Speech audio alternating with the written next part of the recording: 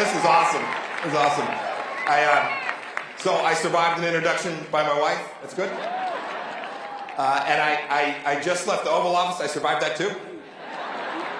And I told the president where I was going. I said, I got to go. I got to get over. The people are all waiting for me. And I said, I've got to defend America's foreign policy. He says, oh, that'll be easy.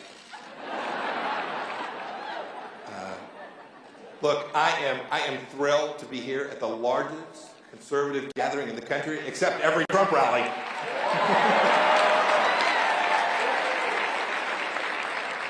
And you should all know, I was going to pass out copies tonight, but I heard Nance the Ripper still on the loose. So no hard copies of my remarks.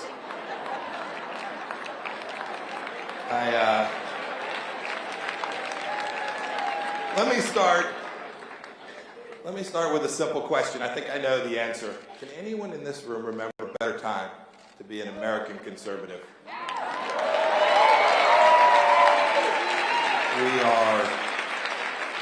We are safer than ever.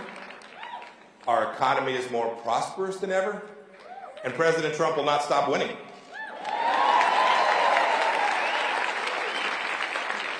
It's what a lot of folks in this have been working on for a long time. And you heard from Susan not so many years ago. Susan and I were right there beside you. We were working our tails off as grassroots volunteers, trying to get good candidates elected. Sue Schlapp, who introduced my wife, was running for city council in Wichita. We did our best to help her be successful.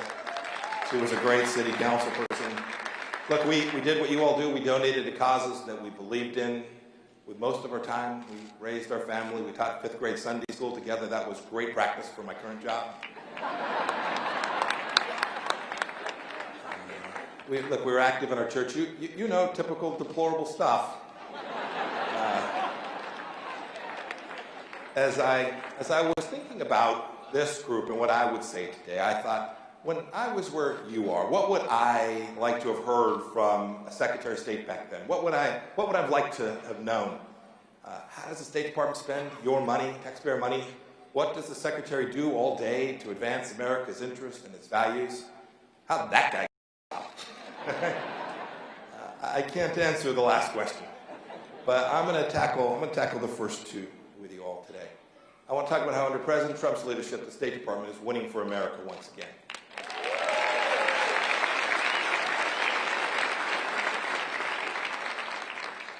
We have 74,000 people. We have embassies in 192 countries that go from Afghanistan to Zimbabwe. On a daily basis, the State Department does everything from helping American companies be successful abroad and do deals. We screen visa applicants to keep America safe. We forge new alliances. And if you lose your passport, come see me. But apart from that daily work, apart from the core, President Trump and I set a few overarching principles about what we need to do in the world and the things that we do not need to do. Simple mission, this may sound trite, but we got to keep America safe. It may seem obvious. And President Trump has constructed a foreign policy around government's most basic mission, national security, that's what we're protecting when we launched the strike that killed the terrorists who had murdered and maimed hundreds of Americans.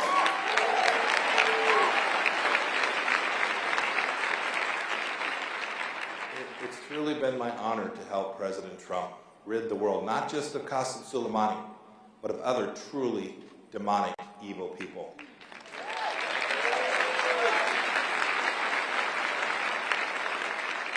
Qasem al-Rimi was a founder and leader of Al-Qaeda.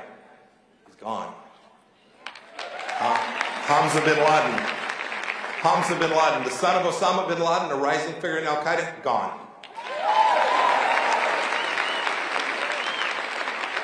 And of course, Abu Bakr al-Baghdadi, the head of ISIS, gone.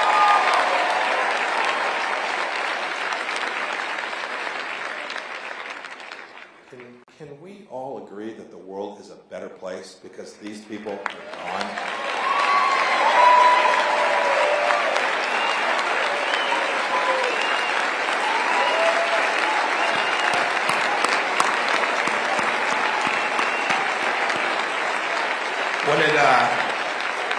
When it comes to these missions, it's not just the State Department. I'm part of a big team. I'm in constant contact with our Secretary of Defense, Mark Esper. He happens to be a college classmate of mine. Our intelligence head, my former deputy, Gina Haspel, is running the CIA. General Mark Milley, the chairman of the Joint Chiefs of Staff, a great American and my neighbor. In fact, the only key member of our team that I don't know well is that Sherman Shepherd, and I'm going to get to know him. It's a remarkable team that the president has, that he has put together to help deliver President Trump's foreign policy. A second priority that I've set, and the president said, is to advance American values. That includes defending that first freedom, religious liberty.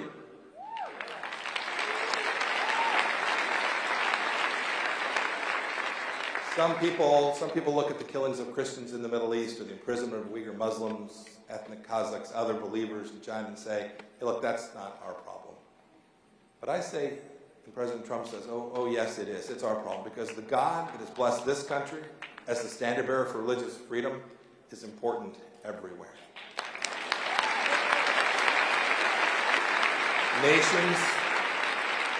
Nations that respect this right are freer, more prosperous, more secure, more stable. And if we don't defend religious freedom, no one else will. It's why President Trump has made this incredibly central to what it is we're trying to achieve. I'll give you another great example. It's why under President Trump's leadership, we have aligned United States assistance, American aid, with American values by reinstating the Mexico City policy that prohibits $1 single of yours for going to an abortion anywhere in the world.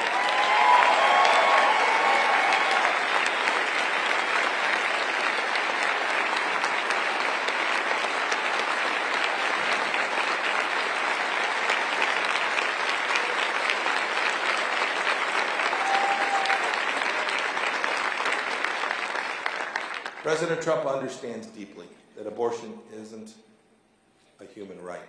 It takes a human life. And there's another common sense, core American value that President Trump has injected into our foreign policy, taking care of our own.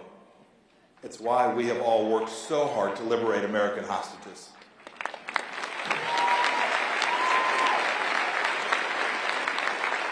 One of my proudest moments, and I know the President's too, it's part of our idea that says our foreign policy will have realism, restraint, and respect.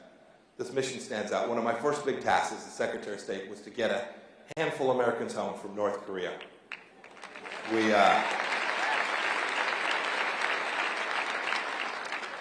We flew to North Korea. We negotiated them out. We made the long flight home. When Kim Dong-chul, Kim Hak-sung, and Tony Kim got off that airplane, it was about 2:30 a.m., not far from here, Joint Air Base Andrews. They cried tears of joy. You'll remember the pictures. President Trump and Melania were on the tarmac to meet them. As they were getting off the plane, one of them handed me a card. I put it in my suit pocket as they were making their way towards the crowd. When I got home that night, I saw Susan. I pulled out the card, and on that index card was Psalm 126. It read as follows. It said, "When the Lord brought back the captives to Zion, we were like men who dreamed. Our mouths were filled with laughter, our tongues with songs of joy."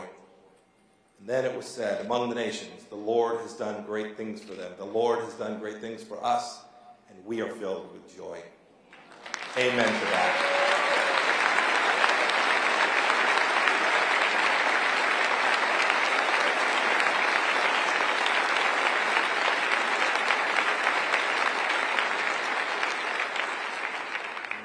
Many of the hostages have released that we've not been able to make public. There is nothing I'm more proud of than the priority President Trump has made on bringing home every American, and we've had lots of success.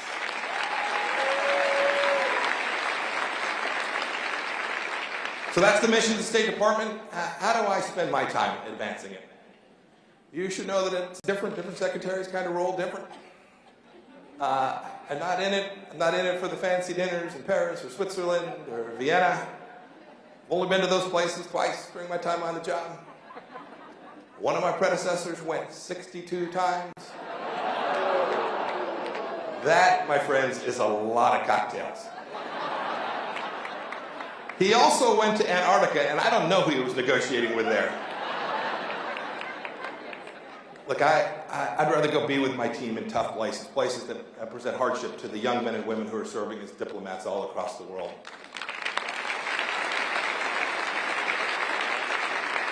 Even as we stand here today, we have people in China, people in Kabul, in Luanda, Angola, and Baghdad. These are often places secretaries don't go as frequently, places like Hungary and Iceland, Belarus, and Paraguay. When I go to these places, I get a chance to thank my team that is delivering America's value set all across the world, alongside our brothers and sisters in the Department of Defense. It is an incredible privilege for me to be part of that.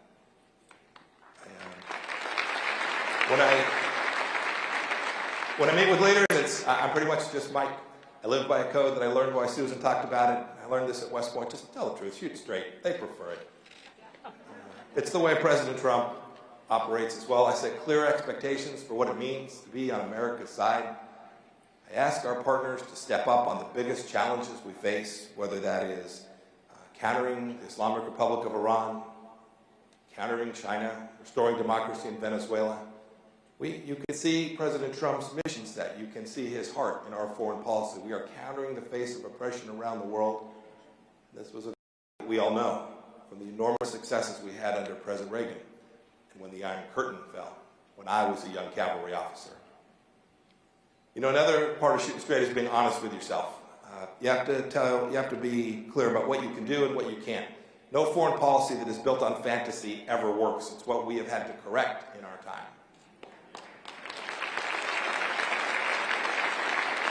Under previous administrations, our nation signed dangerous agreements that made Americans less safe, like the Iran nuclear deal and the Paris Climate Accord.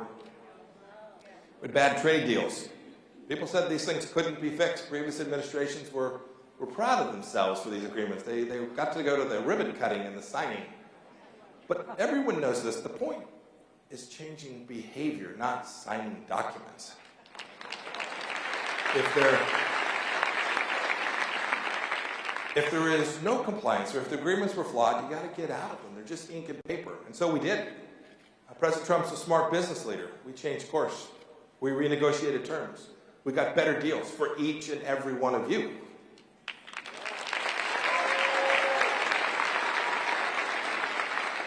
Now, our success depends on who you ask. If you ask the media, maybe not so much.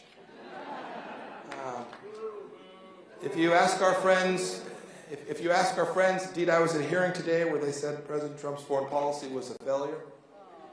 But remember, these are the same people who said for years that we could never achieve exactly what we've done.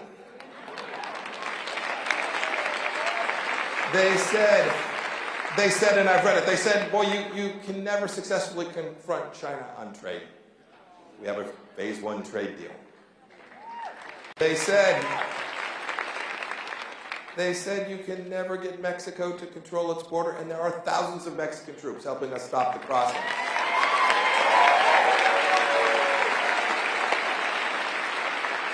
They said you never defeat ISIS, and the caliphate is gone.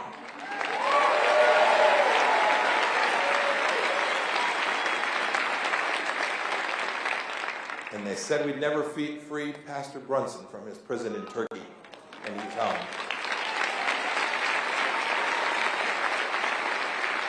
They said Mexico and Canada will never renegotiate their deal. They said the North Koreans would never engage in a conversation about their nuclear weapons program. They said they'd never release their hostages and that we couldn't get the remains of our soldiers home. And we've done that.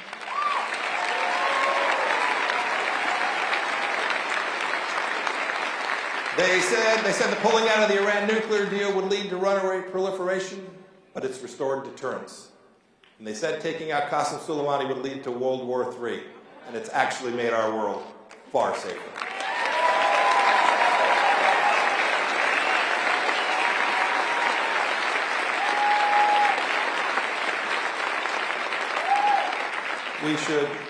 It's easy to forget, but they said that moving our embassy to Jerusalem would set the Middle East alight. That didn't happen, and our plan represents the best chance for peace in decades.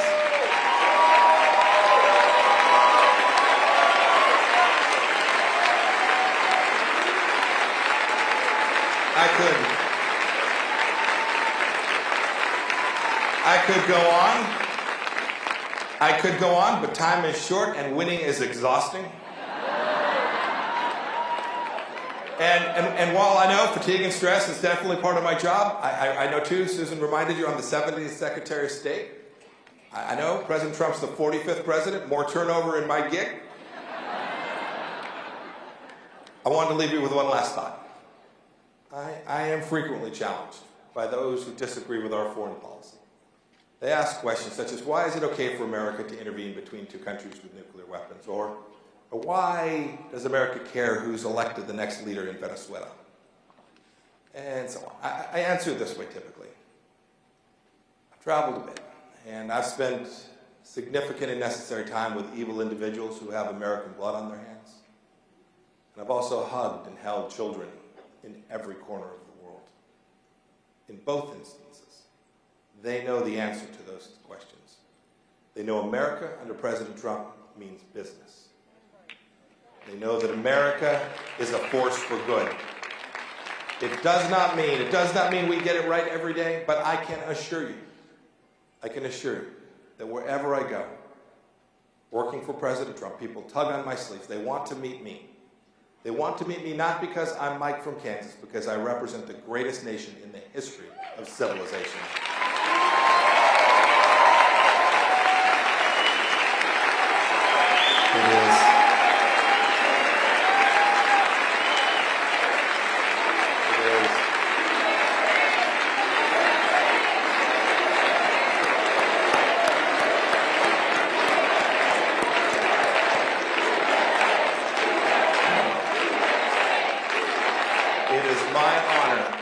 It is my honor to represent each and every one of you every day.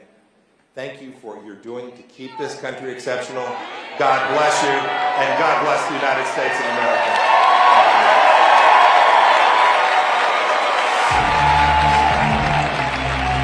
America.